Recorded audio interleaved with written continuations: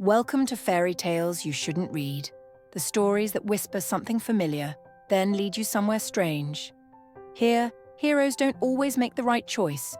Goodness gets tired, and magic comes with a twist. Get comfortable.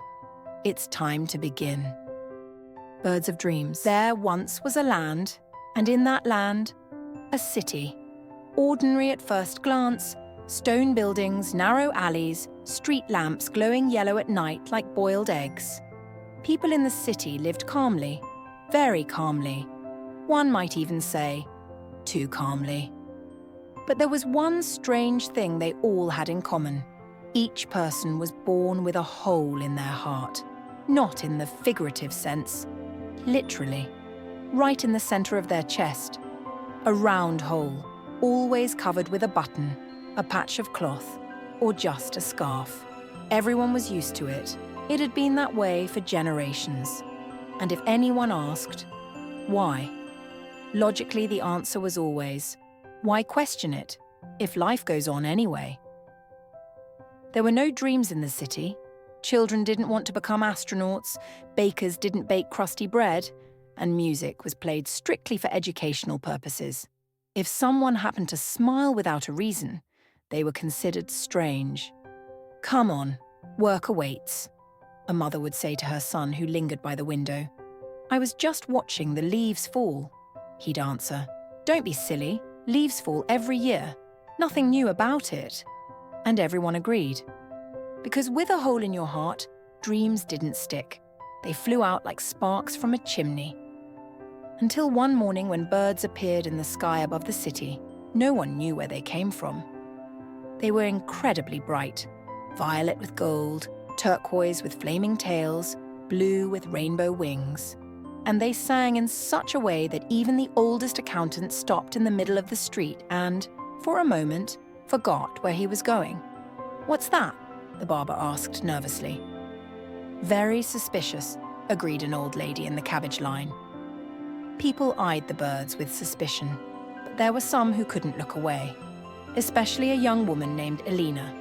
She worked in a button shop and liked to sit by the window after work. The hole in her heart was covered with the most beautiful button, which she had embroidered with beads herself. When the birds appeared, she was the first to run outside. Suddenly, one bird fell right at her feet. It was breathing, barely, wet from rain and trembling. Oh dear. You must be lost. Come with me. She brought him home, placed him in a shoebox, laid a soft napkin, offered water and seeds. But the bird wouldn't eat. Come on, Elena pleaded. I'm nice. I just want you to feel better. The bird looked at her with shiny eyes, as if it knew something she didn't understand yet. That night, when Elena fell asleep, it climbed out of the box and flew to her. She felt a warm tickle on her chest and hugged it in her sleep. The bird still sat in her room, as bright as a first grader's drawing. It didn't eat or drink, just looked sadly out the window.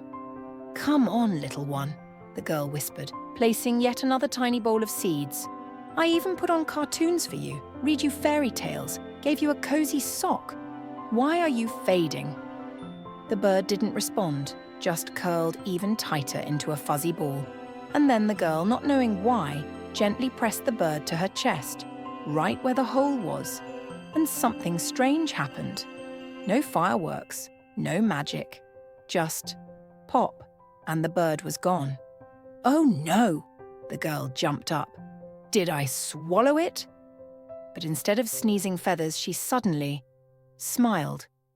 Something inside her began to sing, lightly, joyfully, like a sugar-coated kid's orchestra. And the world changed. Walls looked less grey, the ceiling less heavy, even the curtains seemed to be dancing. She dashed outside barefoot, waving her arms like she was greeting pigeons who clearly were not expecting this. Hello, wind, she shouted. Hello, tree.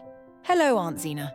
Aunt Zena, who always sat on the bench with the grumpiest face in town, actually snorted from surprise. Did she drink that chamomile tea again? Aunt Zena muttered, for the whole courtyard to hear. Meanwhile, the girl was already ringing the doorbell of Lasik and Katia. They opened the door in pyjamas, equally sleepy. Let's go to the cliff, she said, beaming like a billboard that says, sail. What? Why? We just made oatmeal. I'll explain later. They didn't understand but got dressed quickly and ran after her. Because honestly, if your friend is glowing from the inside, it's best not to argue. She might explode with joy. On the cliff, she stood in the middle, spread her arms and shouted, "Birdies! I know you're here!" "She's definitely odd," Katya whispered. "Birds?" Lessig asked. And then, the birds began to descend. Bright, strange, slightly silly birds, they circled, looked at the people, and gently landed on shoulders, heads, and hands. And then, plop! They disappeared into the chest.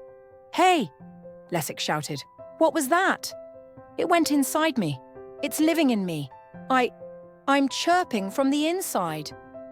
"Well, this is something," Katya exhaled. "See?" the girl said joyfully.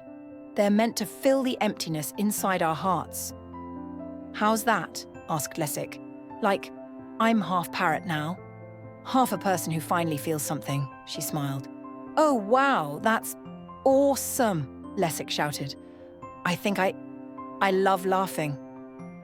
Katya was quiet for a long time, then finally said, "I never wanted anything. But now, I kind of want to learn how to swim. And to sing," added Lessig. "Can I sing now?" "Am I part flute?" All three of them laughed and danced right on the edge of the cliff. And the birds sang like a jazz band that had escaped from the Philharmonic. The next morning, the city's mayor, Mr. Gloomsworth, did not wake up to his alarm, as usual, but to singing. And not just any singing. Melodious, cheerful, with a touch of spring, even though the calendar clearly said it was a mid-grey Tuesday. "What is that sound?" he grumbled, yanking open the heavy curtains. From the window, he saw people smiling. A man was walking to the store, singing something about oatmeal and freedom. Children were jumping over puddles and waving their arms like they were calling someone from above. And above, indeed, something appeared. Birds. Bright. Unauthorized. "To the office!" "At once!" the mayor commanded, and jumped from his robe straight into his business suit, which was specially tailored for emergencies like this. The road to City Hall proved difficult. "Good morning," smiled an old lady with a flower in her hair. "Have a great day, Mr. Gloomsworth," winked a young man who used to be afraid of his own shadow. "You look a little introspective today," added a girl selling donuts. "How about one filled with kindness?" Gloomsworth trudged through waves of joy as if through sticky honey. Unpleasant, sweet, and suspicious. At the entrance, his secretary was already waiting. A young man whose beige shirt had somehow turned sky blue. "What's going on here?" roared the mayor, flinging off his hat. "People are happy, sir. They say it's because of the birds." "Birds? These emotional agitators?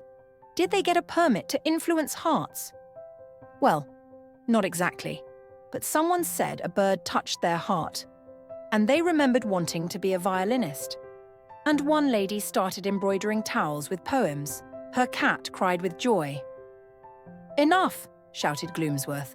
"Call an emergency meeting and fetch me statistics. How many smiles per square metre?" In the council chamber, ministers of seriousness gathered, the head of silence, the director of passivity, and two people with identical hairstyles. "Ladies and gentlemen," the mayor began, "we are dealing with unauthorized happiness. It's spreading, like cheese in a microwave, and it's all because of these birds." "What if maybe it's not that bad?" timidly asked a junior officer from the Department of Apathy. "Strip his bonus!" they yelled in unison. Half an hour later, the mayor stepped out onto the balcony of City Hall in full authority. A crowd had gathered below, colourful, smiling, with birds perched on shoulders, hands, and even hats. "Citizens," he began, "from this moment, I decree it is forbidden to touch birds, forbidden to allow them to touch your hearts, forbidden to excessively rejoice." Silence. A beat. And then, ha ha ha ha ha, a wave of laughter. "Is he serious?" chuckled a bearded man from the tax office. "He's got a bird on his head," someone pointed. Indeed, a bright yellow bird had landed on the mayor's hat and looked down like it was waiting for applause. "Remove it," croaked the mayor. "Let it be," someone shouted. "It suits you." And then, the unthinkable. A bird flew to the mayor's secretary, landed on his shoulder, looked him in the eye, and entered his heart. The young man froze, then smiled. "Sir, I have something to say." "What?" "I resign. I'm moving south. I want to grow lavender and write songs for children." Gloomsworth froze, then slowly removed his hat, then his coat, then shouted, "That's it! I'm out of here. The city has gone mad. Birds are in charge. No one fears me anymore." And so, with his authority crumbling and a bird now living in his heart, one that had just fluttered inside and made him think about learning banjo, he fled the city. And once again, a new day began in the renewed city. Baker Toma sang opera arias while kneading dough for buns with happiness. That was the official name after a splash of vanilla and one yellow bird accidentally made their way in. "Good morning," shouted Mailman Lieb, tossing letters like confetti. 2 days late but full of love. In the central square there was a buzz of activity. Under the cheerful song of birds, a stage was being set up. It was time to elect a new mayor. Self-governance wasn't cancelled, but everyone wanted a leader with soul. "I nominate Granny Raya from Building 3, shouted a boy with a balloon. "She bakes pies and knows how to listen," added a girl with a bird on her shoulder. "And she has a voice like a weather anchor," someone yelled from a balcony. Granny Raya blushed, waved her handkerchief and muttered, "Oh, come on now, I was just pickling cucumbers." But they'd already placed her in the chair, crowned her with a chrysanthemum wreath, and a choir of birds sang the city's new anthem. The updated ministries had their own flair. The Ministry of Creative Chaos replaced the old Bureau of Smile Standardization. The Department of Everyday Wonders drafted plans for small joys for the week, and parks now officially employed free huggers. Volunteers trained in the art of well-timed comfort. City council meetings looked like coffee breaks, but with compote instead of coffee and jokes instead of agendas. All right, colleagues, let's move to item number 4. "Overly happy cats. Is this ethical?" read the secretary, chewing on a cookie. "They purr louder than the radio," grumbled someone. "I vote for peaceful coexistence of cats and birds," shouted another. Everything was decided with laughter, voting and song. Children dreamed again. So did adults, just more quietly. Some built soap bubble castles, others drew maps for journeys that didn't exist yet. And in the evening, as the city fell asleep in the embrace of colourful twilight, birds sat on people's chests. And no one hid the holes in their hearts anymore. Because they knew that's where the light enters. Epilogue. Where? Even Gloomsworth had a bird, far away on a distant island beneath a palm tree in a hammock, wearing a straw hat, sat a man. Once stern, once Gloomsworth. Now, just Uncle Panas. And he played the banjo.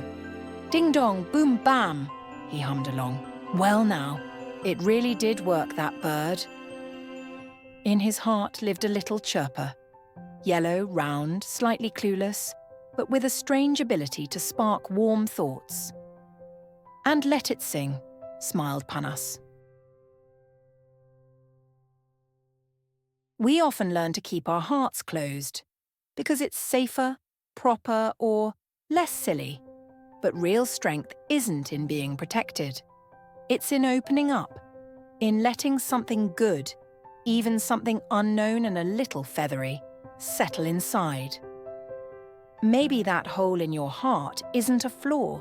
Maybe it's a doorway. And the only question is, are you ready to open it? Because even birds know a true home is not in a cage, but in someone willing to share their warmth. That's it for today. The tale was a little too strange, a little too close to the truth. But you know, Every story dreams of being read. And maybe you were meant to hear this one. If you enjoyed it, leave a like, subscribe to the podcast, and drop a comment. Somewhere out there, another story is waiting, and it can't wait to be heard.